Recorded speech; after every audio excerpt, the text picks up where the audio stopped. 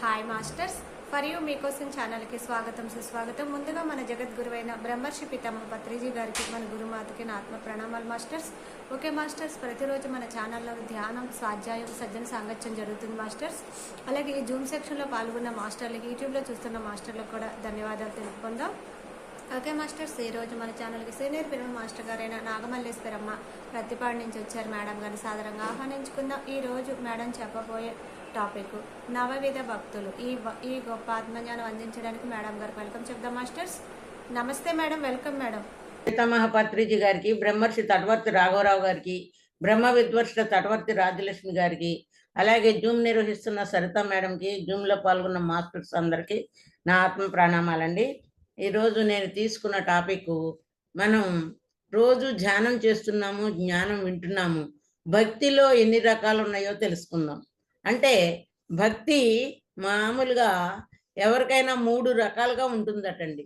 ఒకటి బాహ్య భక్తి, 2 ఏకాంత భక్తి, 3 అనన్య భక్తి. మరి ఈ 3 రకాల్లో ఏ భక్తి అయినా సరే చివరికి ధ్యానంలోకి తీసుకొస్తుంది. ఏ భక్తిలోనైనా చివరికి ఎవరైనా సరే ధ్యానంలోకి రావాల్సిందే. మరి బాహ్య భక్తి అంటే ఈ బాహ్య భక్తిని 9 రకాలుగా చేస్తారండి. ఈ నవవిధ భక్తి ధర్మాలను పూర్వం ప్రహ్లాదుడు బోధించడం జరిగిందండి. పూర్వం ప్రహ్లాదుడు, హిరణ్యకశిపుడి కుమారుడైన ప్రహ్లాదుడు ఈ 9 రకాల భక్తులను బోధించాడు. అవి ఏమిటి అంటే, 1 శ్రవణ భక్తి, 2 మనన భక్తి, 3 కీర్తన భక్తి, 4 వందనం, 5 అర్చన భక్తి, 6 దాస్య భక్తి, 7 పాదసేవనం, 8 సఖ్యత భక్తి, 9 ఆత్మ నివేదనం. మరి శ్రవణ భక్తి ద్వారా ఎవరు మోక్షాన్ని పొందారు, అలాగే మనన భక్తి ద్వారా ఎవరు పొందారు, కీర్తన భక్తి ద్వారా ఎవరు మోక్షాన్ని పొందారు, వందన భక్తి ద్వారా ఎవరు మోక్షాన్ని పొందారు, అర్చన భక్తి ద్వారా ఎవరు మోక్షాన్ని పొందారో, దాస్య భక్తి ద్వారా ఎవరు మోక్షాన్ని పొందారో, పాద సేవనం ద్వారా ఎవరు మోక్షాన్ని పొందారు, సఖ్యత భక్తి ద్వారా ఎవరు మోక్షాన్ని పొందారు, ఆత్మ నివేదన ద్వారా ఎవరు మోక్షాన్ని పొందారో మనం ఇప్పుడు విపులంగా తెలుసుకుందాము. అంటే శ్రవణ భక్తి మొదటిది. శ్రవణ భక్తి, ఈ శ్రవణ భక్తి ద్వారా మోక్షాన్ని పొందినవాడు పరీక్షిత్ మహారాజు. పరీక్షిత్ మహారాజు అంటే ఎవరు? ధర్మరాజు మన్మడు, అభిమన్యుడి కుమారుడు. అలాగే ధర్మరాజు, ఆయన కూడా ధర్మరాజు అంత గొప్పవాడండి. అర్జునుడికి మనవడే, ధర్మరాజుకి మనవడే, అభిమన్యుడికి కుమారుడు. అభిమన్యుడికి కుమారుడైతే ఈ పరీక్షిత్ మహారాజు ఏమిటి? పరీక్షిత్ మహారాజు అశ్వత్థామ ఏం చేశాడు అంటే, ఉత్తర గర్భంలో ఉన్న ఈ పరీక్షితుణ్ణి బ్రహ్మాస్త్రం ప్రయోగించాడటండి. బ్రహ్మాస్త్రం ప్రయోగించినప్పుడు కాపాడటానికి కృష్ణుడు అడ్డుపడ్డాడట. అందుకని ఆయన పుట్టిన తర్వాత గర్భంలో ఉన్నప్పుడే కృష్ణ భగవానుడిని చూశాడు ఈ పరీక్షితుడు. చూడటం వలన పుట్టిన తర్వాత ఏం చేశాడంటే, వచ్చిన వాళ్ళందరినీ తను చూసింది కృష్ణ భగవానుడు కృష్ణ భగవానుడా కాదా అని అందరినీ రోజు వచ్చిన వాళ్ళందరినీ పరీక్షిస్తూ ఉండేవాడట. పరీక్షిస్తున్నాడు. కృష్ణుడు వచ్చాక కృష్ణుడిని చూసి నవ్వాడటండి.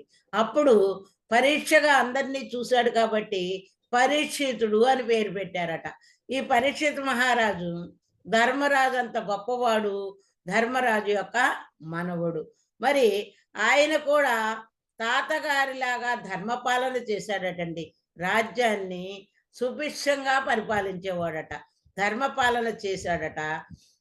అంటే అందుకే కలియుగంలో కలిని భూమి మీదకు రాకుండా చేయగలిగిన వాడు ఈ పరీక్షిత్ మహారాజు అన్నట. ఎందువలన భూమి మీదకి కలిని రాకుండా ఎలా చేయగలిగాడు అంటే, ద్వాపర యుగం అంతమై కలియుగం ప్రారంభమైనా కూడా కలి ప్రవేశించలేకపోయాడట. ద్వాపర యుగం అంతమై కలియుగం ప్రవేశించగానే, ప్రారంభం కాగానే కలి ప్రవేశించలేకపోయాడట. కారణం, ధర్మం ఉన్న చోటికి కలి ప్రవేశించలేడు. ఎక్కడైతే ధర్మం ఉందో అక్కడ కలి ప్రవేశించలేడు. కలి రావాలంటే అధర్మం అధర్మంగా ఉండాలి, అన్యాయం చెయ్యాలి, అక్రమంగా ఉండాలి. పరీక్షిత్ మహారాజు కలిని అడిగాడట, నువ్వు ఇంత ధర్మంగా ఉంటే నేను ఈ యుగంలో ఎలా రాగలను అని కలి పరీక్షిత్ మహారాజుని అడిగాడట. ఎంతో ధర్మంగా పరిపాలిస్తున్నాడు పరీక్షిత్ మహారాజు. అప్పుడు కలి, నేను ఎలా ప్రవేశించగలను ఇంత ధర్మంగా ఉన్నప్పుడు అని అడిగాడట. అంటే ఈ యుగం అంతా నాది కదా అని కలి అడిగాడట. అప్పుడు పరీక్షిత్ మహారాజు అన్నాడట, సరే ఈ యుగం నీదే, కలియుగమే, కానీ నువ్వు ఇందులోకి రావాలంటే 5 పంచమహాపాపాలు ఎవరు చేస్తారో వారిలోకి నువ్వు వెళ్ళు అన్నాడట. భగవద్గీతలో 5 పంచమహాపాపాలు చెప్పడం జరిగిందండి. 5 పంచమహాపాపాలు ఎవరైతే చేస్తారో వారిలోకి నువ్వు ప్రవేశించు అన్నాడట కలిని. అంటే హింస, దొంగతనం, వ్యభిచారం, మద్యపానం, జూదం, వీటిల్లో ఏ ఒక్కటి వారిలో ఉన్నా నువ్వు ప్రవేశించు అని చెప్పాడటండి. పరీక్షిత మహారాజు ధర్మంగా పరిపాలిస్తుంటే కలి నేను ఎలా ప్రవేశించాలి రాజ్యంలోకి అంటే, అప్పుడు ఎవరైతే పంచమహాపాపాలు చేస్తారో ఆ పంచమహాపాపాలు చేసిన వారిని నువ్వు ఆవహించు, వారిలో నువ్వు ప్రవేశించు అని చెప్పడం జరిగిందంట. అంటే పంచమహాపాపాలు అంటే హింస, దొంగతనం, వ్యభిచారం, మద్యపానం, జూదం, వీటిలో ఏ ఒక్కటి వారిలో ఉన్నా, ఈ 5ట్లో ఏ ఒక్కటి వారిలో ఉన్నా నువ్వు వారిలో ప్రవేశించు అని చెప్పాడట. అయితే ఈ 5 లేకుండా ధర్మంగా ఉన్న వారిని నువ్వు ఏమీ ఎప్పటికీ చేయలేవు అన్నాడట. ఈ 5 దుర్గుణాలు, ఈ పంచమహాపాపాలు ఎవరిలో లేకపోయినా వారిని కలి ప్రవేశించలేదు, వారిని ఏమీ చేయలేదు. అంటే కలి ప్రవేశించడానికి ఈ కలియుగం నాదే కదా, నేను అందరిలో ప్రవేశిస్తాను అంటే అలా కుదరదు. పంచమహాపాపాలు చేసే వాళ్ళలోనే నువ్వు ప్రవేశించాలి అని చెప్పటమే కాకుండా ధర్మంగా ఉన్న వాళ్ళలో అసలు కలి ప్రవేశించలేడు, వాళ్ళని ఏమీ చెయ్యలేడు అనేది మనం తెలుసుకోవాలన్నమాట. ఇక్కడ మరి అలాంటి పరీక్షిత్ మహారాజు ఏం చేశాడు, ఒకరోజు వేటకు వెళ్ళాడటండి. వేటకు వెళితే బాగా దాహం వేసిందట. అంత గొప్ప పరీక్షిత్ మహారాజు, ధర్మంగా పరిపాలించే పరీక్షిత్ మహారాజే ఒకరోజు వేటకెళ్ళినప్పుడు ఎవరికైనా సహజమే కదా, దాహం వేసిందట. అక్కడ సమీపంలో ఉన్న ఆశ్రమంలో అక్కడ ధ్యానం చేస్తున్న మహర్షిని, శమీక మహర్షి ఆశ్రమానికి వెళ్ళాడటండి. శమీక మహర్షి ఆశ్రమానికి వెళ్ళినప్పుడు ఆశ్రమాల్లో వెళ్ళి ఆ మౌన ధ్యానంలో కూర్చున్న శమీక మహర్షిని దాహానికి నీళ్ళు ఇవ్వమని పరీక్షిత్ మహారాజు అడిగాడటండి. అడిగితే ఆయన మౌనంలో ఉన్నాడు, ధ్యానంలో ఉన్నాడు, మాట్లాడలేదు, నీళ్ళు ఇవ్వలేదు. మరి ఇంత గొప్ప ప్రభువైన ధర్మ ప్రభువైన పరీక్షిత్ మహారాజు కూడా క్షణికావేశం వచ్చిందటండి, కోపం వచ్చిందట. కోపం వచ్చి ఏం చేశాడు, పక్కనే చచ్చిపడి ఉన్న పామును పరీక్షితుడు శమీక మహర్షి మెడలో వేసి వెళ్ళిపోయాడట. అంటే ఇక్కడ మనం గమనించవలసింది ఏమిటి అంటే, కామేన కర్మనాశనం, క్రోధేన జ్ఞాననాశనం అన్నారు మహాత్ములు. కామేన కర్మనాశనం అంటే, కామము అంటే కోరిక, కోరిక వలన పుణ్యకర్మలు మానవుడు చేయలేడటండి. కామేన కర్మనాశనం అంటే కోరికల వలన పుణ్యకర్మలు చేయలేరు. అలాగే క్రోధేన జ్ఞాననాశనం అంటే క్రోధం వల్ల నీలో ఉన్న జ్ఞానం నశించిపోతుంది. అంటే క్రోధేన బుద్ధి నాశనం అంటారు కూడా. అంటే క్రోధం వల్ల పరీక్షిత్ మహారాజుకి బుద్ధి నశించి మాయకు వశమయ్యాడండి. మాయకు వశమయ్యాడు, బుద్ధి నశించి జ్ఞానం కోల్పోయే పరిస్థితి. అంటే అంత ఆవేశం, అంత క్రోధం వచ్చిందండి. మరి ఈయన దాహం వేస్తుంది కానీ అవతలి వ్యక్తి ధ్యానంలో ఉన్నారు, ఆయన ఎలా మాట్లాడతాడు అన్న విచక్షణ జ్ఞానాన్ని కోల్పోయాడు. ఈయనేమో దాహమనే నాకు దాహం వేస్తుంది కదా, ఆ ముని మాట్లాడట్లేదు కదా అనుకున్నాడే కానీ, ఆయన మౌనంలో ధ్యానం చేసుకున్న వ్యక్తి ఎలా మాట్లాడతాడు అన్న విచక్షణ జ్ఞానాన్ని అక్కడ కోల్పోయాడు. మరి ఇక్కడ మనం గమనించవలసింది ఏమిటి అంటే, కోరిక ఎంత చిన్నదైనా సరే, నీవు నీకు ఏ చిన్న కోరికైనా నీకు కలిగితే విచక్షణ జ్ఞానం కోల్పోయే స్థితి వస్తుంది. అంటే నీ కో కలిగిన కోరిక వలన విచక్షణ జ్ఞానం కోల్పోతావు అని మనకు చెప్పడం జరిగిందండి. అలా కోపంతో పాముని మెడలో వేయటం వల్ల కాసేపటికి శమీక మహర్షి కుమారుడు శృంగి మహర్షి అక్కడికి వచ్చాడటండి. ఎవరు ఇలా నా తండ్రి మెడలో చనిపోయిన పామును వేసింది అని ఆయన దివ్య దృష్టితో చూశాడట. దివ్య దృష్టితో చూస్తే ఆయన పరీక్షిత్ మహారాజు వేశాడని తెలుసుకున్నాడు దివ్య దృష్టితో. తెలుసుకోగానే ఎవరైతే నా తండ్రి మెడలో చనిపోయిన పామును వేశారో, ఈ పని చేశారో, వారు సరిగ్గా 7వ రోజు ఈ పాము కాటు వల్ల మరణిస్తాడు అని శపించి ఆ పాముకి ప్రాణం పోశాడటండి. ఏ పామునైతే మెడలో తండ్రి మెడలో వేశాడో ఆ పాము కాటుతోటే ఈ పరీక్షిత మహారాజు మరణిస్తాడని ఆ పాముకి, చనిపోయిన పాముకి ఈ శృంగి మహర్షి ప్రాణం పోశాడట. ప్రాణం పోస్తే ఈ విషయం తెలుసుకున్న పరీక్షిత మహారాజు, ఎవరైనా సరేనండి, మనకి ఏదైనా అనారోగ్యం వచ్చినప్పుడు డాక్టర్ గారు నువ్వు 7 రోజుల్లో మరణిస్తావు అని చెబితే భయంతో ఆ రోజే చనిపోతారండి. అలా ఉంది మన పరిస్థితి. కానీ ఇక్కడ పరీక్షిత మహారాజు 7 రోజుల్లో చనిపోతావని తెలియగానే ఆయన భయపడలేదు. భయపడకుండా నేను చనిపోయేలోగా మోక్షాన్ని ఎలా పొందాలి అనుకున్నాడట. అంటే పరీక్షిత మహారాజు 7 రోజుల్లో చనిపోతానని తెలిసినా నేను ఎలా మోక్షాన్ని పొందాలి? 7 రోజుల్లో నేను ఆత్మజ్ఞానాన్ని, బ్రహ్మజ్ఞానాన్ని పొందాలి. నాకు ఎవరు ఆ జ్ఞానాన్ని బోధించగలరు అని విచారణ చేస్తే ఆయన వ్యాస భగవానుడి 4వ కుమారుడైన సుఖ మహర్షి నేను మీకు ఆత్మజ్ఞానాన్ని బోధిస్తాను అన్నాడట. అప్పుడు 7 రోజులు పరీక్షిత మహారాజు ఆ జ్ఞానాన్ని వింటూనే ఉన్నాడట. అంటే శ్రవణం ద్వారా ఇక్కడ సుఖ మహర్షి బోధిస్తున్నాడు. ఆయన రాత్రి పగలు నిద్రాహారాలు మాని ఆ జ్ఞానాన్ని వింటూనే ఉన్నాడట. అప్పుడు 7 రోజుల పాటు మంచినీళ్లు తాగకుండా నిద్రాహారాలు మాని ఆత్మ జ్ఞానాన్ని విన్నాడటండి పరీక్షిత మహారాజు. 7 రోజులు నిద్రాహారాలు మానాడట. 3 రోజుల తర్వాత సుఖ మహర్షి అడిగాడట, ఈ 3 రోజుల నుంచి నువ్వు నిద్రాహారాలు మానేవు నాయనా, మాని వింటున్నావు కదా, కాసేపు విశ్రాంతి తీసుకొని వస్తావా అని అడిగాడట. అడిగితే అప్పుడు పరీక్షిత్ మహారాజు అన్నాడట, ఒక్క క్షణం దాహానికి ఓర్చుకోలేక, ఒక్క క్షణం దాహానికి ఓర్చుకోలేక ఇంతటి శాపానికి నేను గురయ్యాను.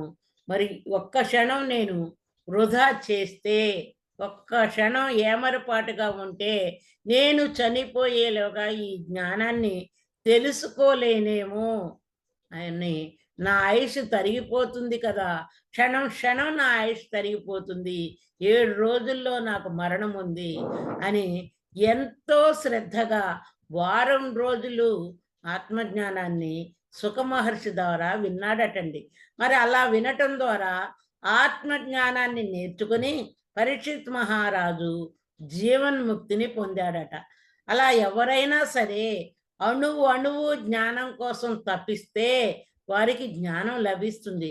ప్రతిరోజు ధ్యానం చేసి జ్ఞానం విన్నప్పుడు నాకు భగవంతుడే కావాలి, ఆ జ్ఞానమే కావాలి అనే మనలో ఆ తపన ఉన్నప్పుడు తప్పక వారికి జ్ఞానం లభిస్తుందట.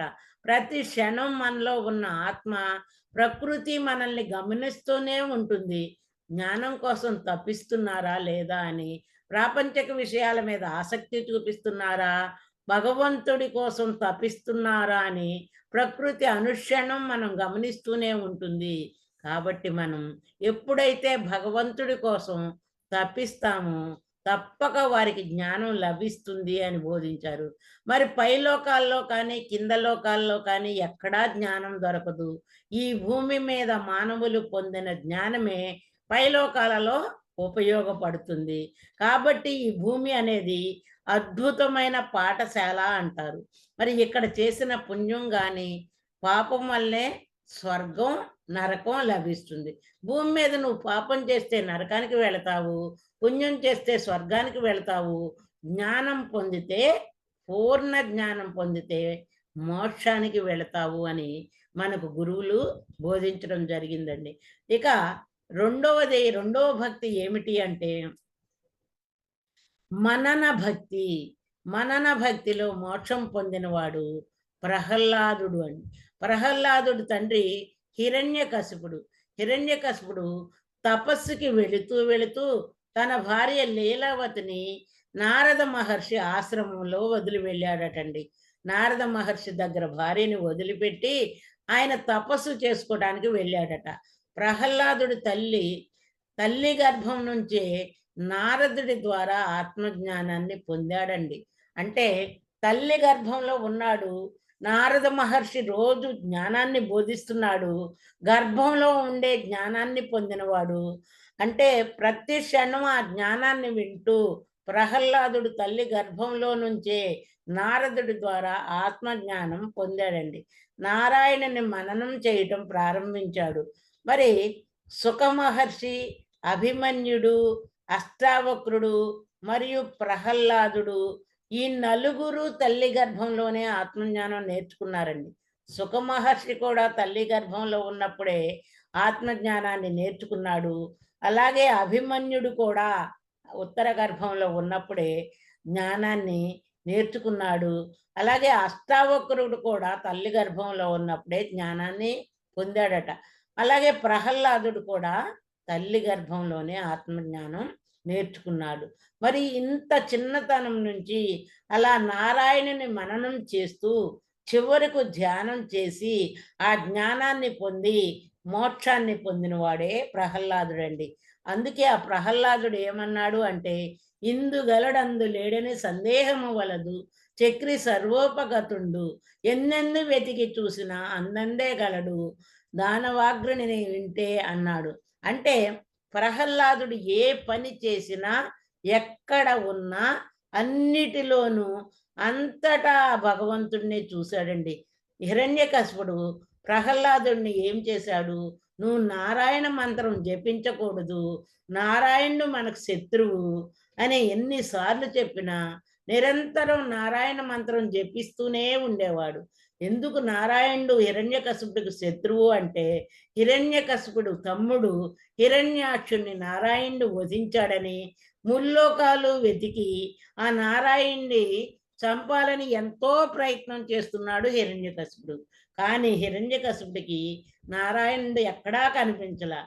కానీ ఆ కశిపుడి కుమారుడికి నారాయణుడు సృష్టి అంతా కనిపిస్తున్నాడు. మరి కనిపిస్తుంటే హిరణ్యకశిపుడు ఆ నారాయణ మంత్రం జపించవద్దని ప్రహ్లాదుడిని సముద్రంలో పడేస్తే అక్కడా నారాయణుడే ఉన్నాడని బ్రతికొచ్చాడు. అలాగే పాములతో కరిపించిన, మంటల్లో వేయించిన, ఏనుగులతో తొక్కించిన, అలాగే అన్నిటిలోనూ భగవంతుడే ఉన్నాడని మననం చేసి భగవంతుడు సృష్టి అంతా నారాయణుడే ఉన్నాడని మననం చేసి లేచి వచ్చాడండి. అలాగే గురుకులంలో వదిలిపెడితే ఆ గురుకులంలో గురువులు బోధిస్తుంటే జ్ఞానాన్ని రాక్షస రాజులు మీరు నారాయణ మంత్రం జపించకూడదు అని చెబితే ఆ గురువులనే కాక అక్కడున్న శిష్యులందరినీ కూడా నారాయణ మంత్రం జపించేటట్టు చేశాడండి ప్రహ్లాదుడు. మరి ప్రహ్లాదుడు అంత గొప్పవాడు, సృష్టి అంతా భగవంతుణ్ణి చూశాడు. కానీ అజ్ఞానంలో ఉన్న హిరణ్యకశిపుడికి తనలో ఉన్న భగవంతుడిని తెలుసుకోలేకపోయాడు. అంటే ఇక్కడ సృష్టి అంతా ఉన్న భగవంతుణ్ణి నిరంతరం మననం చేశాడు ప్రహ్లాదుడు. నిరంతరం మననం చేసి మనన భక్తి ద్వారానే ప్రహ్లాదుడు మోక్షాన్ని పొందాడండి.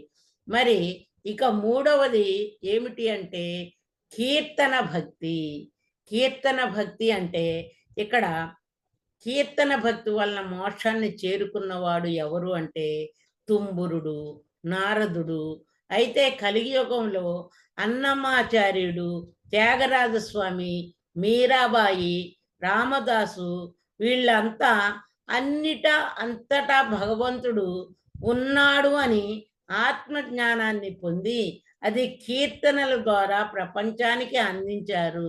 అలా మోక్షం పొందారు వీళ్ళంతా. ఎవరు? అన్నమాచార్యులు గాని, తుంబురుడు గాని, నారదుడు కానీ, త్యాగరాజస్వామి గాని, మీరాబాయి, రామదాసు వీరంతా ఏ కీర్తనల ద్వారా ప్రపంచానికి ఆత్మజ్ఞానాన్ని అందించారండి. అన్నీ నీ వనుచు అంతరంగమున తిన్నగా వెతికి తెలుసుకొంటినయ్యా అన్నాడు త్యాగరాజుల వారు.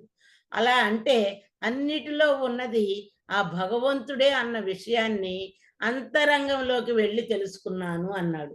అదే మన పత్రిజీ గారు కూడా చెప్తున్నారు. నువ్వు బాహ్యంలో విగ్రహంలో తీర్థయాత్రలో ఏ గుళ్ళు తిరిగినా, ఎన్ని తీర్థయాత్రలు తిరిగినా నువ్వు భగవంతుణ్ణి చేరుకోలేవు. నీలోకి నువ్వు ప్రయాణం చేసినప్పుడే, నువ్వు శరీరం దాటి మనసు దాటి ఆత్మ దగ్గరికి వెళ్ళినప్పుడే, ఆత్మానందం పొందినప్పుడే నువ్వు భగవంతుణ్ణి చేరుకోగలవు అని అద్భుతమైన మార్గాన్ని మనకు పత్రిజీ గారు శ్వాస మీద ధ్యాసగా మనకు అందించడం జరిగింది. బుద్ధ భగవానుడు అదే ఆనాపానసతిగా అందించారు. కాబట్టి ఆ మార్గం ద్వారానే మనం భగవంతుణ్ణి చేరుకోగలము అని ఇక్కడ కీర్తన భక్తి ద్వారా కీర్తనలు పాటలు పాడుకుంటూ ఆ జ్ఞానాన్ని బోధిస్తూ మోక్షాన్ని పొందారు. అంటే వాళ్ళు ప్రతి చోట భగవంతుణ్ణే చూశారండి. ఇక్కడ మనం భక్త తుకారాముని తీసుకుంటే ఆయన ఏం చేసేవాడు అంటే ప్రతి క్షణం పాండురంగా అని భగవంతుణ్ణి అనుక్షణం తలుచుకుంటూ ఉండేవాడు. అలాగే పాడుకుంటూ రోజు పాండురంగాన్ని తలుచుకుంటూ ఆ దైవాన్ని స్మరించుకుంటూ ఉంటే అన్నిటా పాండురంగాన్నే చూశాడు. అలాంటి భక్త తుకారాము ఒకరోజు పాండురంగాన్ని తలుచుకుంటూ కీర్తనలు పాడుకుంటూ ఉన్న సమయంలో ఒక కుక్క వచ్చి ఇంట్లోకి అన్నం గిన్నె తీసుకొని వెళ్ళిపోతుందంట. వెళ్ళిపోతుంటే అప్పుడు ఆ కుక్కని పాండురంగా ఆగు ఒట్టి అన్నం ఎలా తింటావు, నెయ్యి వేస్తాను అన్నాడట. అంటే అక్కడ పాండురంగన్నే చూశాడు కానీ అక్కడ కుక్కని చూడలేదు. అంటే సృష్టి అంతా దైవాన్నే చూడగలిగిన వాళ్ళు కాబట్టి సృష్టి అంతా ఆ భగవంతుణ్ణి కీర్తనల ద్వారానైనా అంతా భగవంతుణ్ణి చూడగలిగిన వారు కీర్తన భక్తి ద్వారా మోక్షాన్ని పొందారండి. ఇక వందన భక్తితో మోక్షాన్ని పొందినవాడు అక్రూరుడు. అక్రూరుడు అంటే ఎవరు అంటే కంసుడి సేనాని, కృష్ణుడి మేనమామైన కంసుడి సేనాని. కృష్ణుడి భక్తుడు అక్రూరుడు, కృష్ణుడికి అత్యంత భక్తుడు. కంసుడు అక్రూరుణ్ణి ఏం చెప్పాడు అంటే నువ్వు బృందావనానికి వెళ్ళి కృష్ణుణ్ణి తీసుకురా అని మధురకి బృందావనం నుంచి కృష్ణుణ్ణి మధురకు తీసుకురావడానికి పంపించాడండి. కంసుడు మధురలో ఉంటాడు, బృందావనంలో కృష్ణుడు ఉన్నాడు. మరి కంసుడి సేనాని అయిన అక్రూరుడు కృష్ణ భక్తుడు. అక్రూరుణ్ణి రథమిచ్చి నువ్వు కృష్ణుణ్ణి తీసుకురామని పంపించాడు. అయితే అక్రూరుడు నేను ఎంత అదృష్టవంతుణ్ణి అని పొంగిపోయాడట. నేను ఎంతో అదృష్టవంతుణ్ణి, మరి అంత గొప్ప కృష్ణుణ్ణి నా రథంలో తీసుకురావచ్చు అని అనుకున్నాడట.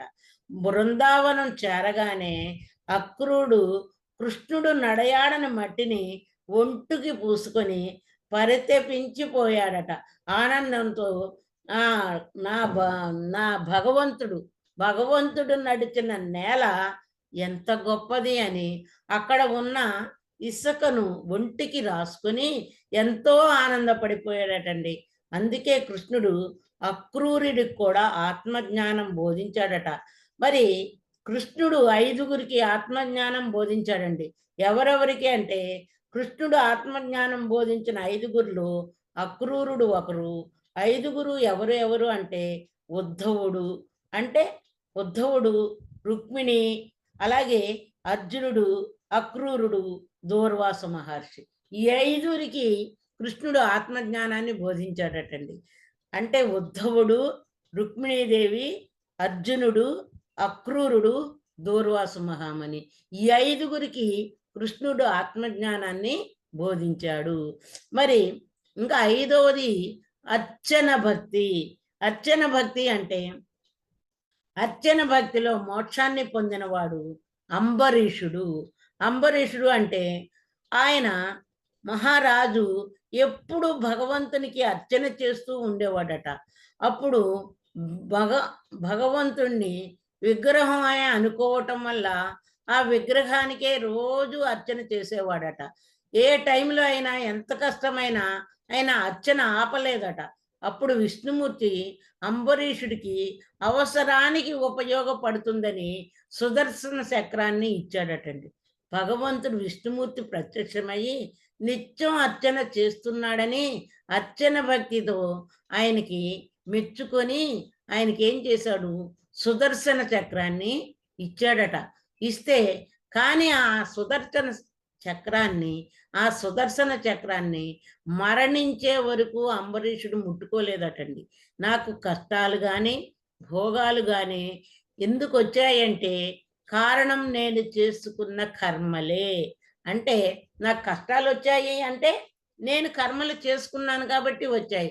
భోగాలు వచ్చాయంటే పుణ్యకర్మలు చేశాను కాబట్టి వచ్చాయి. అవి నేను అనుభవించి తీరవలసిందే.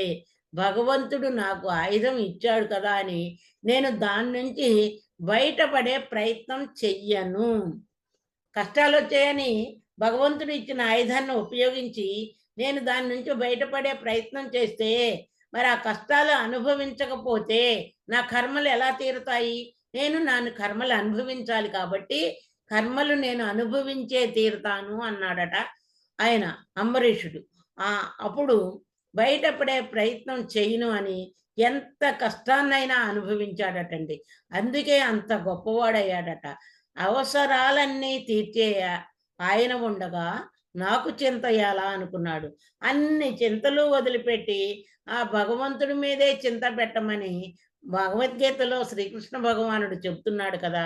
ఆ భగవంతుడి మీద చింత పెట్టటము అంటే, భగవంతుడితో ఉండటము అంటే శ్వాస మీద ధ్యాస పెట్టి ధ్యానం చేయటమే. మరి ఆ చక్ర అని నాకు చింత ఎలా, అవసరాలన్నీ ఆ భగవంతుడే చూసుకుంటాడు అని అంబరీషుడు ఏం చేశాడు అంటే ఆ సుదర్శ అని ఆ సుదర్శన చక్రాన్ని సాక్షాత్తు ఆ విష్ణుమూర్తి ఇచ్చినా కూడా ఆయన చనిపోయే వరకు ఎప్పుడూ ఉపయోగించలేదంటండి. అంబరీషుడు ఆ సుదర్శన చక్రాన్ని ఎప్పుడూ ఉపయోగించలేదు. అర్చన భక్తితోటే భగవంతుడు ఆయనకి మోక్షాన్ని ఇచ్చాడటండి. ఇక దాస్య భక్తితో ఎవరు మోక్షాన్ని పొందారు అంటే ఆంజనేయ స్వామి మోక్షాన్ని పొందాడట. ఎలా పొందాడు అంటే దాస్య భక్తిలో ఆత్మజ్ఞానం పొందినవాడు ఆంజనేయుడు. శ్రీరాముని పట్టాభిషేకం అనంతరం శ్రీరాములు వారు ముత్యాలహారం ఇచ్చారట. శ్రీరాములు వారు ఇస్తే అప్పుడు ఆంజనేయుడు ఆ ముత్యాలహారంలోని ముత్యాలన్నిటినీ కొరికి నా రాముడు ఎక్కడా కనపట్టలేదని కొరికి పడేస్తున్నాడట. పడేస్తుంటే ఆంజనేయ స్వామి చాలా శక్తివంతుడు. ఆయనకి ఎన్నో ఉన్నాయి, అష్టసిద్ధులు ఉన్నాయి. కానీ ఆయనకి ఆత్మజ్ఞానం లేదు.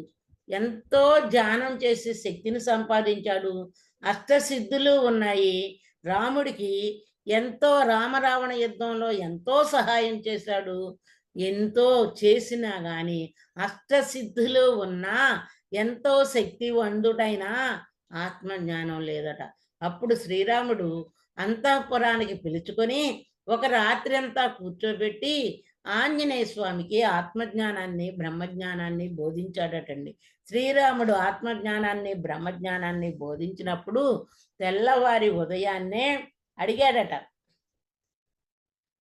ఆంజనేయ అర్థమైందా అని అడిగాడట. అర్థమైంది స్వామి అన్నాడట. ఏం అర్థమైందో చెప్పు అంటే, శరీర స్థితిలో ఉన్నప్పుడు నేను మీ బంటుని, మనోస్థితిలో మీరు నా హృదయంలో ఉన్నారు, ఆత్మస్థితిలో మీరు నేను ఒక్కటే అన్నాడట ఆంజనేయ స్వామి. అంటే శరీర స్థితిలో ఉన్నప్పుడు వేరు వేరుగా భావించాడు, రాముడికి నేను బంటును అనుకున్నాడు.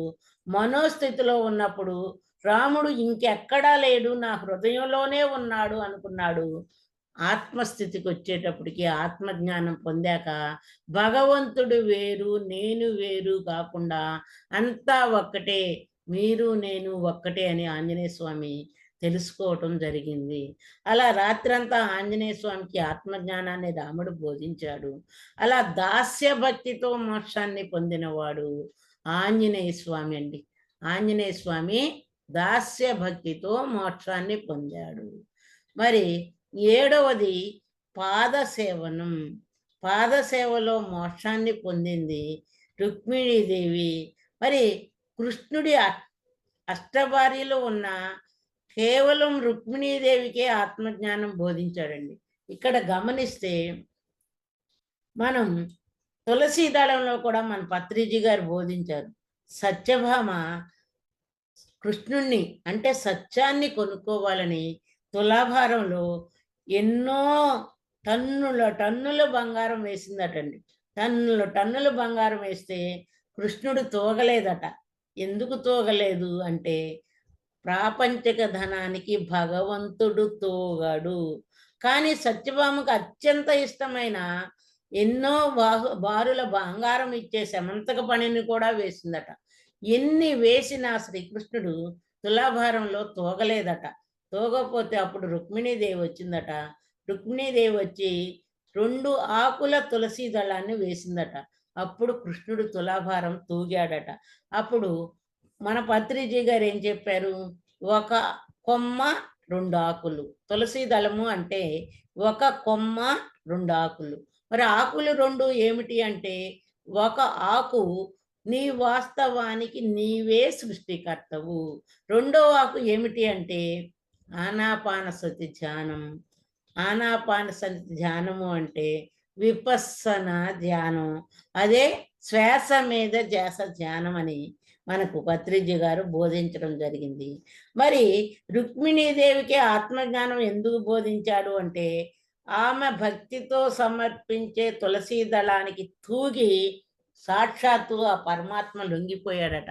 అంటే 2 ఆకులు తులసీ దళానికి తూగాడు గాని ఎన్ని కోట్ల లక్షల విలువైన ధనానికి, ప్రాపంచ ధనానికి భగవంతుడు తూగలేదు అనేది దీన్ని బట్టి మనకి అర్థమవుతుందండి. మరి భగవంతుణ్ణి తోచాలి అంటే అది సామాన్య విషయమా? భగవంతుణ్ణి ఎలా తోచగలము అంటే, మనం జ్ఞానం తోటే మనం తోచగలము.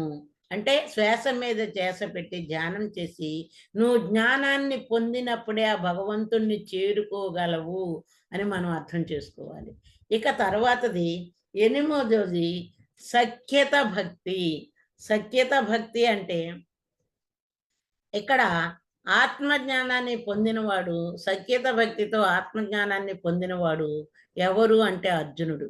మరి 5గురు పాండవులు ఉన్నా కానీ ఎవ్వరికీ భగవద్గీత వారికి బోధించలేదు.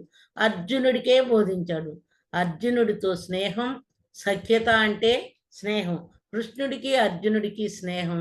ఆ సఖ్యత భక్తి ఉండటం వల్లే అర్జునుడికి మాత్రమే భగవద్గీత ద్వారా ఆత్మజ్ఞానాన్ని శ్రీకృష్ణుడు బోధించడం జరిగిందండి. మరి ఇక 9వది ఆఖరిది ఆత్మ నివేదన. ఆత్మ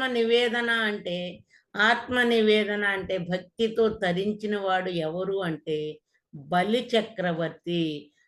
ప్రహ్లాదుడి మనముడే బలి చక్రవర్తి. రాక్షసుల్లో గొప్పవాళ్ళు ప్రహ్లాదుడు మరియు బలి చక్రవర్తి. అదే అంత గొప్పవాళ్ళు అన్నమాట. ప్రహ్లాదుడు కానీ బలి చక్రవర్తి కానీ అంత త్యాగం చేసిన వాళ్ళు, అంత గొప్పవాళ్ళు. మరి రాక్షసుల గురువే శుక్రాచార్యుడు. శుక్రాచార్యుడు ప్రహ్లాదుడికి ఎంత భక్తి ఉందో భగవంతుడి మీద సృష్టి అంతా భగవంతుడిని చూసిన ప్రహ్లాదుడికి ఎంతైతే భక్తి ఉందో ఈ బలి చక్రవర్తికి కూడా అంతే భక్తి ఉందట. ఒకరోజు బలి చక్రవర్తి అశ్వమేధ యాగం చేసి అందరికీ బహుమతులు ఇస్తుంటే అందరికీ దానాలు చేస్తున్నాడట. చేస్తుంటే శ్రీ మహావిష్ణువే దానం తీసుకోవడానికి వచ్చాడట. అప్పుడు వస్తే శ్రీ ఈ శుక్రాచార్యుడు దివ్యచక్షు ద్వారా వచ్చేది శ్రీ మహావిష్ణువు అని ఆయన బలి చక్రవర్తి ప్రాణం అడుగుతాడని తెలుసుకొని ఆయన ఏమి అడిగినా నువ్వు ఇవ్వవద్దు అని చెబుతాడండి. బలి చక్రవర్తికి ఈ శుక్రాచార్యుడు ఏం చెబుతాడు అంటే, వచ్చేది శ్రీమన్నారాయణుడే, నువ్వు ఆయన ఏమి అడిగినా దానం ఇవ్వవద్దు అని శుక్రాచార్యుడు, రాక్షస గురువైన శుక్రాచార్యుడు బలి చక్రవర్తికి చెప్తాడు. కానీ భగవంతుడే వచ్చి అడిగితే నేను కాదంటానా? నా శరీరం ఏమైపోయినా పర్వాలేదు అన్నాడండి బలి చక్రవర్తి. నా ప్రాణమైనా ఇస్తాను అన్నాడు. ప్రాణం ఇచ్చినా అంటే నాకు ఏమైనా పర్వాలేదు అని ప్రాణమే ఇచ్చేస్తాడు. వచ్చినది నారాయణు అని తెలిసిన మూడవ పాదాన్ని 3 అడుగుల నేలను నాకు దానమిమ్మని వామనావతారంలో శ్రీమన్నారాయణుడు వస్తాడండి. శ్రీమన్నారాయణ వామనావతారంలో వచ్చి 3 అడుగులు నేల ఇవ్వమని అడిగితే 1 అడుగు భూమి మీద, 2వ అడుగు ఆకాశం మీద పెట్టి 3వ అడుగు ఎక్కడ పెట్టను అని బలి చక్రవర్తిని అడిగినప్పుడు 3వ అడుగు తన తలపై పెట్టమన్నాడు బలి చక్రవర్తి. ప్రహ్లాదుని కొడుకైనటువంటి విరోచనుడి కొడుకే బలి చక్రవర్తి. ప్రహ్లాదుడి కుమారుడు విరోచనుడు, విరోచనుడి కుమారుడే బలి చక్రవర్తి. అంటే ప్రహ్లాదుడికి మనవుడు బలి చక్రవర్తి. ప్రహ్లాదుడిలాగానే ధర్మపరుడు. మరి అందుకే అలా తన ప్రాణాన్ని కూడా లెక్క చేయకుండా భగవంతుడికి సమర్పించాడు. కాబట్టి ఆయనకు మోక్షాన్ని పొందాడు. అంటే ఆత్మ నివేదనం, తన ఆత్మని నివేదన చేశాడు కాబట్టి తన దేహాన్ని త్యాగం చేసి మోక్షం పొందాడు. అందుకే బలి చక్రవర్తికి మోక్షాన్ని ప్రసాదించాడు ఆ భగవంతుడు. మరి ఆత్మ నివేదనం అంటే శరీరాన్ని విచ్ఛిన్నం చేసుకోవటము. అలా బలి చక్రవర్తిని పాతాళానికి తొక్కేసి పాతాళ లోకాన్ని పరిపాలించు అని వరం ఇచ్చాడండి నారాయణమూర్తి. మరి గొప్పవాడే కదా బలి చక్రవర్తి. అందుకని తలపై అడుగు వేసి పాతాళం వరకు తొక్కి పాతాళ లోకానికి మహారాజుని చేసి పరిపాలించమన్నాడు. దీనిని బట్టి భక్తుడికి ఎంత భక్తి ఉన్నా ఆత్మజ్ఞానం పొందితే గాని మోక్షం రాదు అని మనం తెలుసుకోవాలి. మొదట భగవంతుణ్ణి ఆశ్రయించటం వల్ల మనలో గుణాలు మారతాయి, మనలో ఉన్న గుణాలన్నీ మారతాయి. అప్పుడు తన కోసం తాను ఏది బ్రతకడు. ఎవరైనా సరే ఎప్పుడైతే గుణాలు మార్చుకుంటాడో, ప్రతి మానవుడు తన కోసం బ్రతకకుండా లోకం కోసమే బ్రతుకుతాడు. ఒక శ్రీరాముడిలా, ఒక బలి చక్రవర్తిలా నిర్గుణ స్థితికి వచ్చినప్పుడే వారు దైవాలుగా ఎదుగుతారు. ఎవరైనా సాత్వికంలోకి వస్తే గాని సత్యం బోధపడదు. తమో గుణం రజోగుణంలో అవి రాక్షస గుణాలే కానీ వాళ్ళ కోసం స్వార్థంతో జీవిస్తారు. కానీ ఎప్పుడైతే సాత్వికంలో వస్తారో సత్యం బోధపడి ధ్యాన మార్గంలోకి వస్తారు. మరి పుట్టపర్తి సాయిబాబా ఏమన్నారంటే, అపరిమితమైన భగవంతుణ్ణి ఒక రూపం కల్పించి ఒక ఫోటోలోను ఒక విగ్రహంలోను బంధిస్తే భగవంతుణ్ణి అవమానించినట్లా గౌరవించినట్లా అని ప్రశ్నించాడట. అంటే ఎప్పుడు ఆయన అనేవాళ్ళట, నువ్వు ఒక విగ్రహంలో బంధించి పూజిస్తున్నావు అంటే అపరిమితమైన సృష్టి అంతా ఉన్న భగవంతుణ్ణి ఒక విగ్రహంలో ఒక ఫోటోలో పూజిస్తే ఆయన్ని నువ్వు గౌరవిస్తున్నావా అవమానిస్తున్నావా అని ఎప్పుడు ప్రశ్నించేవాళ్ళట. జ్ఞానాన్ని ఎప్పుడైతే సత్యాన్ని తెలుసుకున్న వాళ్ళే జ్ఞానాన్ని పొందుతారు. అందుకే మొట్టమొదట మహాత్ములు సత్యాన్ని ఆశ్రయించమని చెబుతారండి. ఇక ఏకాంత భక్తి అంటే ఏమిటి అంటే, ఏకాంత భక్తి అంటే మనం ఏకాంతంగా కూర్చొని కళ్ళు మూసుకొని శ్వాస మీద ధ్యాస ఉంచి ధ్యానం చేయటమే ఏకాంత భక్తి. అప్పటి వరకు వాళ్ళు శ్రవణం ద్వారా, మననం ద్వారా, వందనం ద్వారా అలాగా 9 రకాలుగా భక్తిని వాళ్ళు ఎలా ముందు శ్రవణం ద్వారా మోక్షాన్ని పొందాడు పరీక్షిత్ మహారాజు. శ్రవణం ద్వారా అలాగే మననం ద్వారా మోక్షాన్ని పొందిన వాళ్ళు తుంబురుడు, నారదుడు. అలాగే కీర్తనం ద్వారా మోక్షాన్ని పొందినవాడు ఎవరు? మననం ద్వారా ప్రహ్లాదుడు పొందాడు. కీర్తనం ద్వారా తుంబురుడు, నారదుడు పొందారు. వందనం ద్వారా అంబరీషుడు, వందనం ద్వారా అక్రూరుడు మోక్షాన్ని పొందాడు. అర్చనం ద్వారా ఎవరు? అంబరీషుడు మోక్షాన్ని పొందాడు. దాస్య భక్తి ద్వారా ఆంజనేయ స్వామి మోక్షాన్ని పొందాడు. పాదసేవనం ద్వారా రుక్మిణీదేవి మోక్షాన్ని పొందింది. సఖ్యత భక్తి ద్వారా అర్జునుడు మోక్షాన్ని పొందాడు. ఆత్మ నివేదన ద్వారా బలిచక్రవర్తి మోక్షాన్ని పొందాడు. మరి ఇక మనం ఇలా మోక్షాన్ని పొందిన తర్వాత ఏకాంత భక్తి అంటే రెండవది, మనం ఎప్పుడైతే ఏకాంతంగా కూర్చొని కళ్ళు మూసుకొని శ్వాస మీద ధ్యాస పెట్టి ధ్యానం చేస్తామో దానినే ఏకాంత భక్తి అంటారు. ఉపనిషత్తుల్లో ఏం చెప్పారు అంటే స్వస్వరూపానుసంధానమే భక్తి రీత్యా విధీయతే అని చెప్పబడింది. అంటే మనలో ఉన్న దైవాన్ని చేరుకునే ఏకైక మార్గమే శ్వాస మీద ధ్యాస. స్వస్వరూపానుసంధానం అంటే మనలో ఉన్న ఆత్మనే తన స్వరూపాన్ని తెలుసుకోవటమే అదే శ్వాస మీద ధ్యాస ధ్యానం. మరి ఆ సాధనా క్రమం తప్పకుండా చేస్తూ ఉండటమే ఏకాంత భక్తి. ఇక ఆఖరిది ఏమిటి అంటే అనన్య భక్తి. అనన్య భక్తి అంటే సర్వం కల్విదం బ్రహ్మ అని చెప్పారు వేదాల్లో. సర్వం కల్విదం బ్రహ్మ అని తెలుసుకోవటమే. అనన్య భక్తి వల్ల అహంకారం పోతుంది. అంటే అన్నిటిలో అంతటా భగవంతుడు ఉన్నాడు అని తెలుసుకోవటం వల్ల మనలో ఉన్న అహంకారం పోతుంది. అప్పుడే ఇదంతా భగవంతుడే, మనదేమీ కాదు అని అర్థమవుతుంది. సృష్టి అంతా పరమాత్మదే అర్థమైనప్పుడు, మనలో అహంకారం నశించినప్పుడు ప్రతిదీ భగవత్ స్వరూపంగా చూడగలుగుతాము. ఏ పుణ్యకర్మ చేసినా కూడా చేసే భాగ్యాన్ని నాకు భగవంతుడు కల్పించాడు అనుకుంటూ చేస్తే జ్ఞానం పెరుగుతుంది. అంటే అదే అప్పుడే నిష్కామ కర్మ అవుతుంది. శ్రీకృష్ణ భగవానుడు చెప్పాడు కదండి, నిష్కామ కర్మ చేయమన్నాడు. అంటే ఎటువంటి ఫలితాన్ని ఆశించకుండా అప్పుడు కర్మలు చేయగలుగుతారు.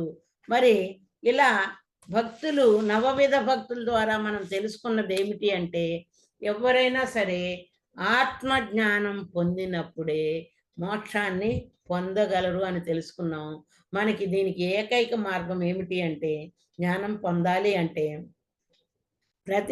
ప్రతిదినం శ్వాస మీద ధ్యాస పెట్టి మనసు పనిచేయని స్థితిలో సాధన చెయ్యాలి.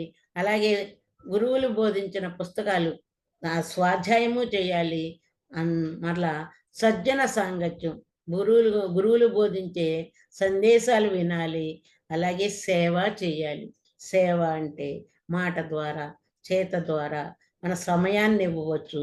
ఇలా ఎప్పుడైతే గురువు చెప్పిన, పత్రిజీ గారు చెప్పిన త్రిరత్నాలు పాటిస్తామో, అలాగే వశిష్ఠ మహర్షి కూడా ఈ త్రిరత్నాలు పాటించాలి అని చెప్పారు. పాటించినప్పుడు మనం జ్ఞానం పెంచుకొని మోక్షాన్ని పొందగలము. ఆ జ్ఞానం పెరిగినప్పుడే కర్మలు దగ్ధమవుతాయి. కర్మలు దగ్ధమైనప్పుడే జన్మలేని స్థితిని పొందుతాము. మరి ఆ జన్మలేని స్థితిని పొందాలి అంటే, కర్మలు దగ్ధం చేసుకోవాలంటే మరి శ్వాస మీద ధ్యాస తప్ప వేరే మార్గం లేదు అని మన గురువులు బోధించారు.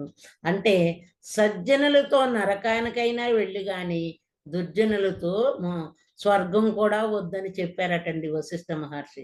సజ్జనులతో నరకానికైనా వెళ్ళవచ్చట, కానీ దుర్జనులతో స్వర్గానికి కూడా వద్దు అన్నారు. అంటే సజ్జన సాంగత్యం అంత గొప్పది అని వశిష్ఠ మహర్షి మనకు బోధించడం జరిగింది.